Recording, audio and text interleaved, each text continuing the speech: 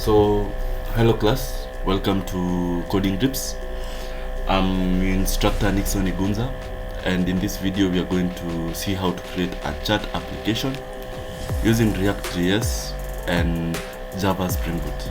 So we'll take a quick peep into the application and see how it works. So I created my first user. I can create my second user.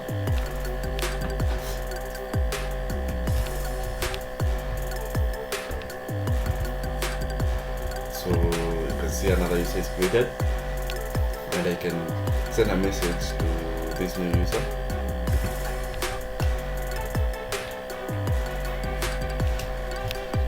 Write hello, and I'll send a message. And you can see that's a green message.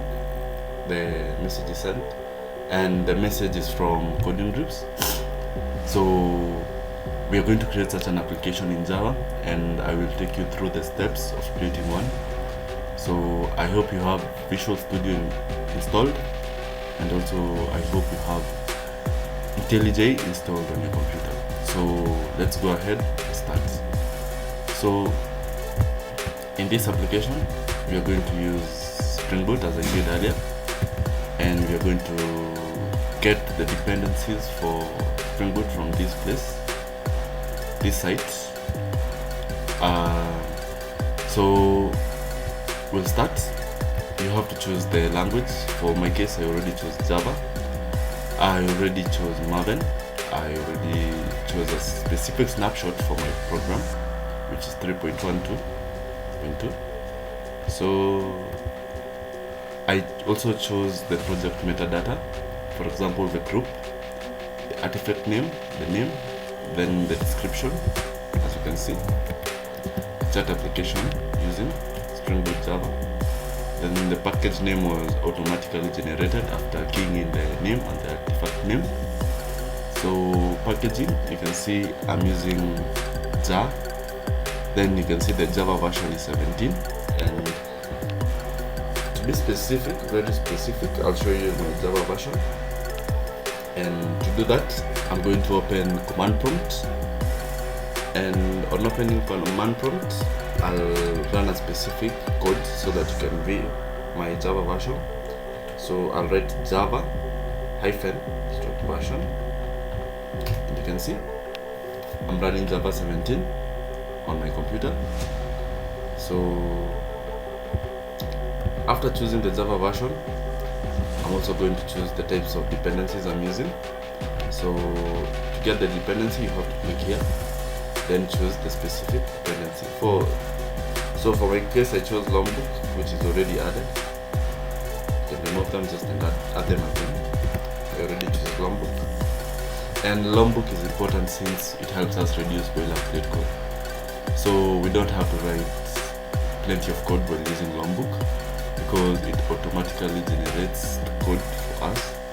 So it saves on time and also saves on the burden of having to write the code again. So another dependency we are going to use is WebSocket. So WebSocket is important for messaging when it comes to Java. So with the help of sock.js and Stomp, we'll be able to send messages and receive messages. So after doing that, you click on generate, and on generation you'll realize that the project will be downloaded, and once the project is downloaded, you can extract the project, which I already did. I will be showing you.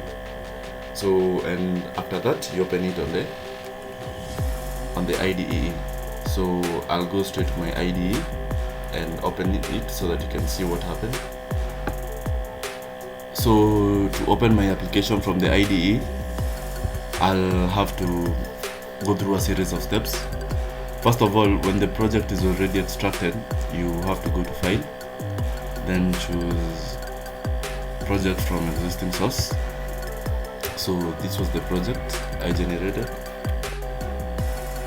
So to choose the project, you go there and click OK.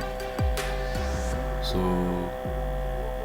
you'll have to choose on Maven, and This will assist in the importation of the product, of the model, since you have to use Maven to import the project.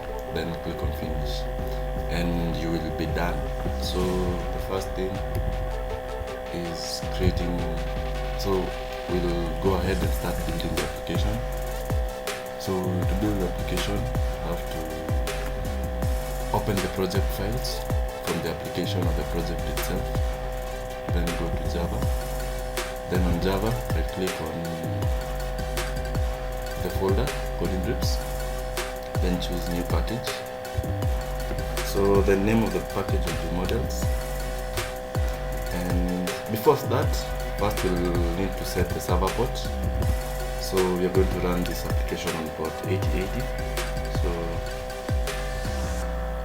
you'll have to write server.port on the application properties. You'll have to write server.port is equals to 8080. So coming to the models, I'll create a new class, and the name of the class will be message.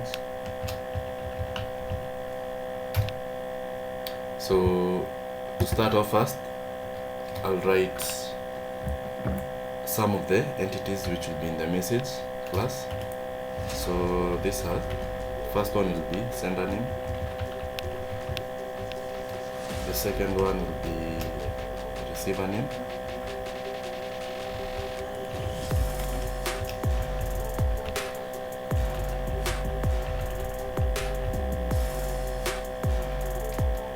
Third one will be message.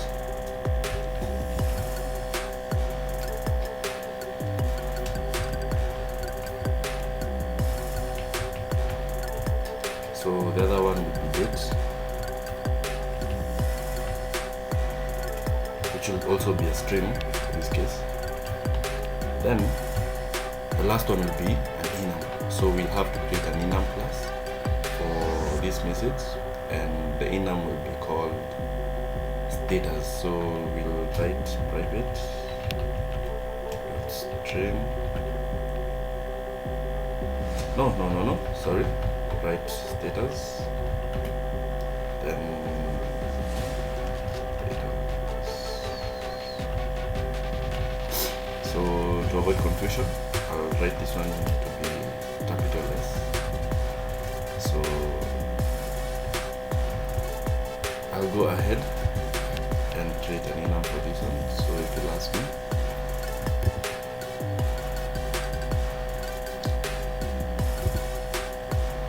So I'll create an enum class called status in the models package.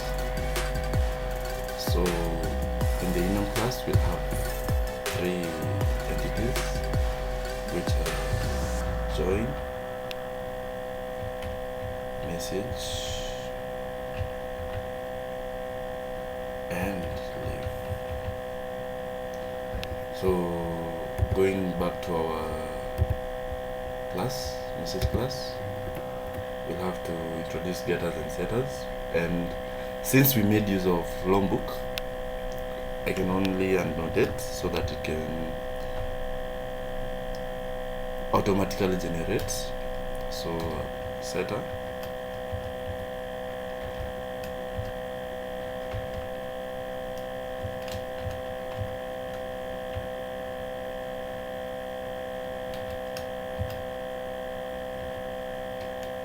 so also the constructors.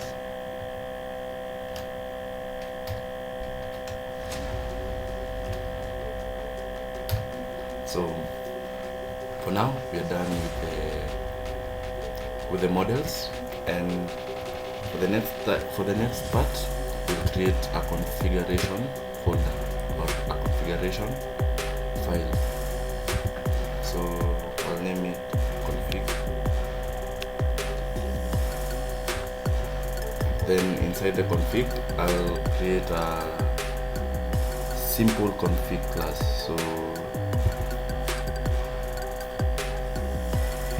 I'll name the file or the class WebSocket config.